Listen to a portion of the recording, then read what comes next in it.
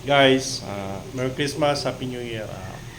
So, update tayo ng upload natin ng 2025 para bago matapos ang taon, may upload tayo kahit papaano. So, ito yung shop ko na talaga.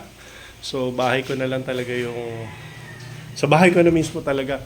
Dito na lang tayo nagseryoso kahit papaano ulit. Umpisa na lang ulit tayo sa dati na talagang sa bahay na lang ka gumagawa. Kasi usual, puro ABS na lang talaga ang target natin. So, may konting alam, pero ABS talaga ang pinapagawa. So, yun.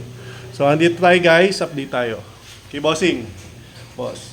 Ang sira nung NMAX mo is ABS boss? ABS. Oo, sa module natin. Module. Ilan ako do? 90 plus na. 90 plus. So, sa 90,000 sulit-sulit. Ilang year model? Ano to? 5 taon na to. 2020. Oh, so, 5 years na. Sulit na. Sulit na. So, sa 97,000 is sulit na rin. Tsaka, depende rin talaga. So, ito, andito na naman tayo. So, syempre, update ko kayo sa ABS. Wala namang ibang issue. ABS.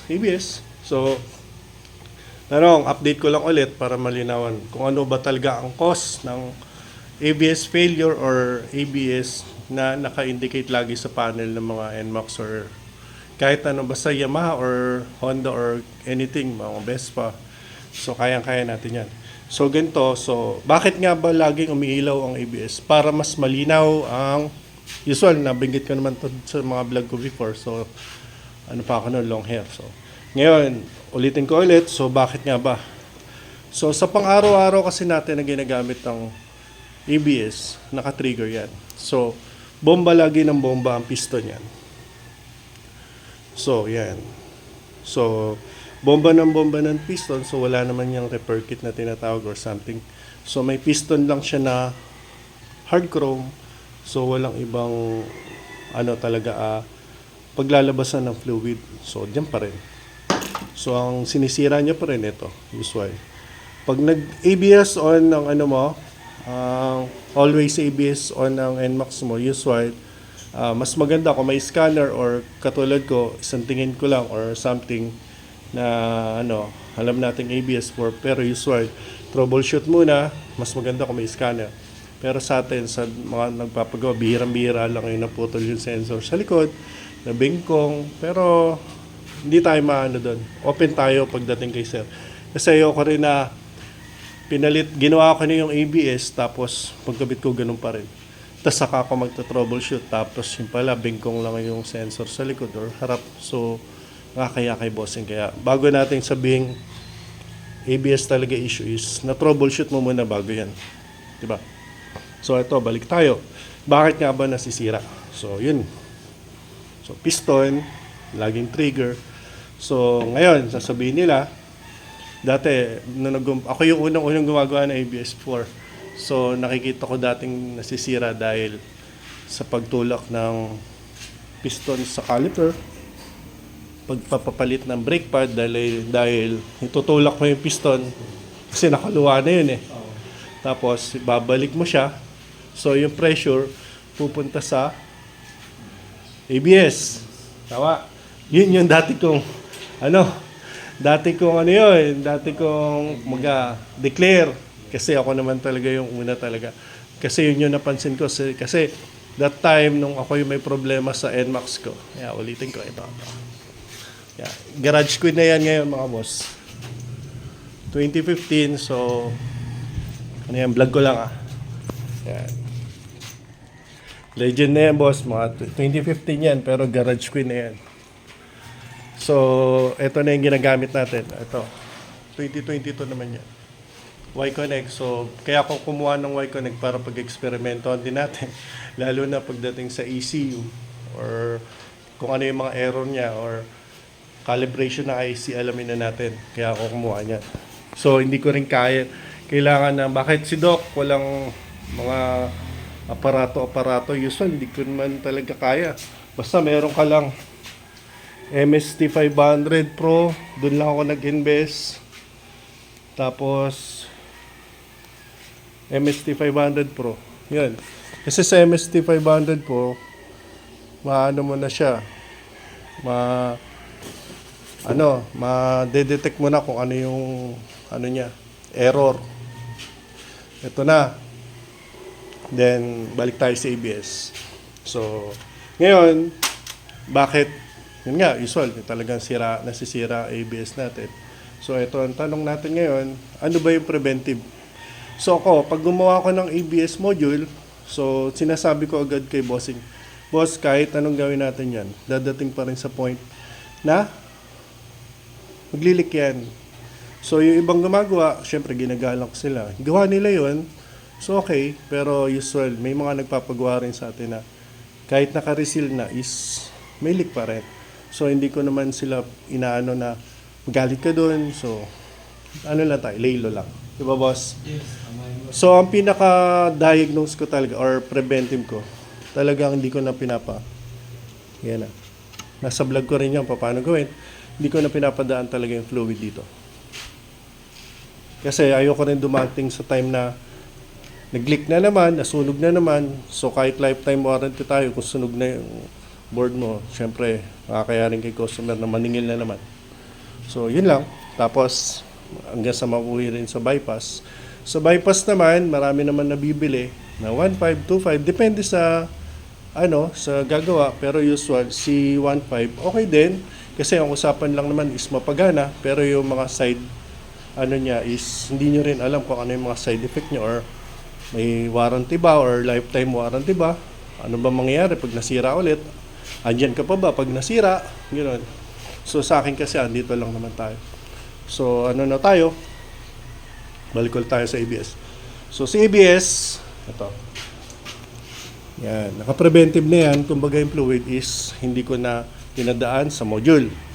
Bago ko gawin yan, in-explain ko na sa tao yan, sa magpapagawa. So ano ba ang kagandahan nito? Siyempre, hindi na talaga dadaan yung fluid sa ABS mo. So, may iwasan natin yung pagkasunog. Katulad nito. Yan. Yan. Usual, yun pa rin. So, tanong. Boss, kahit ba brand new billing ko, mas okay yung ibalik pa rin natin sa original. Siyempre, boss, kasi andun pa na yung safety mo. Pero, kapag gusto mo na maging practical ka, boss, naranasan mo na yung leakage eh. Tama? Naranasan mo na mag-leak at masunog yung ABS mo. So, gusto mo magkaroon ng preventive. Ano ba yung preventive? Isa lang sagot ko, huwag mong padaanin yung fluid sa ABS. Ngayon, tanong ulit. Safety ba? Boss, kaya nga ako nag-ABS para build yung features. Boss, nasa iyo naman yun, kaya nga sinasabi kong option. Kaya nakabukas yung isip mo, pagdating ng panahon na ayaw mong problemahin, preventive.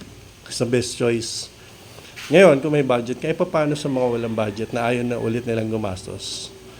So, sinasabi ko preventive na lang, boss, para hindi natin pareho sumakit ulo natin. Ngayon, boss, tanamang na may iba naman.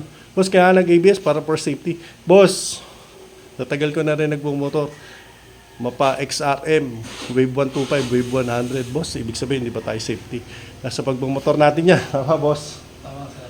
Wala sa ABS yan. So, ang mali lang natin at ang kilik natin na ABS is magandang features, pero hindi sa atin sinabi na yung speedometer is nandito. So, mas okay sana kung yung speedometer nasa ECU katulad ng mga non-ABS. So, kahit umilong ABS mo, wala tayong pakialam. Kasi yung speedometer, hindi naman nawawala. So, wala kahit bypass mo na lang siya or patayin mo na lang, ilagyan mo electrical tape yung ABS, okay lang. Kasi wala yung madadamay. Di ba? Kung nakaseparate sila, speedometer and ABS, right? Pero usual, kasama eh. So, kung magiging practical ka, usual, talagang preventive is the best choice. Kahit bago yan, kahit brand new yan, boss. Pinapagawa sa akin yung preventive na yan. Hindi ko naman inaano yung iba, seal ka. So, ang inaano ko, katulad nito, may mga nagbubutas pa dito. Yan, usual. Dati ko nagawa yun, boss, binubutas. Ang ayoko lang nung binutasan dito, may nagpa-carwash kasi. So, pag bomba ng carwash, pasok lahat sa ABS. So, sunog pa rin. So, yun lang.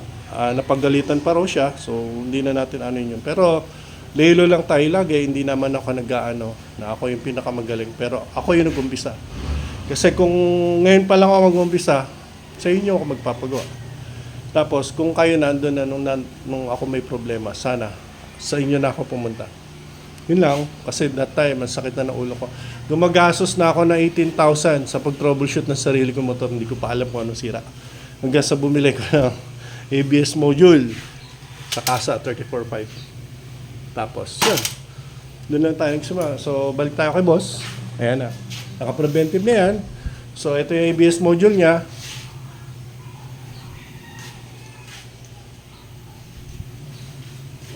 Wait. Ito na yung ABS module niya. So, yan ang gawa natin. Back to original. Pero may konting kalawit, syempre. Nabuksan na. Pero, this one. So, warranty tayo, bossing lifetime. Pero, depende pa rin sa paggamit natin. Kasi, boss, kaya ako sinabing lifetime. Kasi, boss, ito, hindi naman to lifetime rin, boss, na buo. Kasi ito, boss, may carbon brush. Napupudpud din yan. Yun lang, boss. Kaya pag yan, napudpud, syempre hindi gagana. Parang grinder or something na may carbon brush. Hindi na talaga gagana. Yun lang, boss. Happy New Year. Merry Christmas, belated na. Pero nakapag-upload tayo na simple lang. Ay, ito pa pala. Yung pagpalit ng brake pad. So, ito na. Dito tayo. So, paano ba yung proper pagpalit ng brake pad? So, ito, bago ko magpalit ng brake pad, syempre ito. Kakalasin mo to, hindi ko nakakalasin Bago mo, syempre usual, luma na yung brake pad mo, yung piston niya is nakalabas na yan, nakaluwa na. Ngayon boss, bago mo itulak yan pabalik, yung piston, syempre matigas. Yung gagawin mo dyan boss, buksan mo yung bleeder. Once na binuksan mo yung bleeder, pag tinulak mo yan, mas magaan. Tatapon lahat dito ng fluid. Tama? Ngayon saka mo sara. Pag sinara mo yan, syempre, ilagay mo na yung bagong brake pad. So, mas magdali mo siyang masasara. So, balik na tayo dito. Alam mo, hindi ako nagbubukas na ito. Ito, boss, bubuksan mo lang yung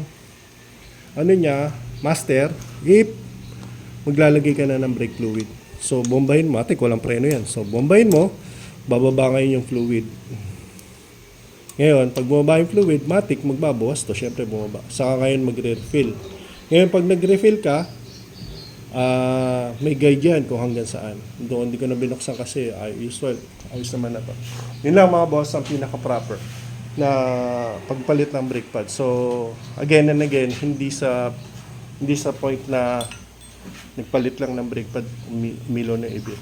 Usual, kawawa naman kasi yung ibang mekaniko natin na, boss, nagpapalit lang yung customer ko ng brake pad Tapos umilo ABS, sa akin sinisisi. So, di ba boss, usual ganun. Nilalapit ngayon sa akin. Ngayon, pagtingin ko ng ABS, gastado na. So, nakakaawa din yung ibang mekaniko natin. So, payo ko sa ibang mekaniko, bago kayo gumalaw sa mga ABS, testingin nyo muna ang ABS bago nyo gawin. Para wala tayong pananagutan sa customer bandang uli. Yun lang boys, mga kois, mga boss. Salamat ulit. Doc ABS, kung papagawa kayo, by January siguro boss, magano na tayo.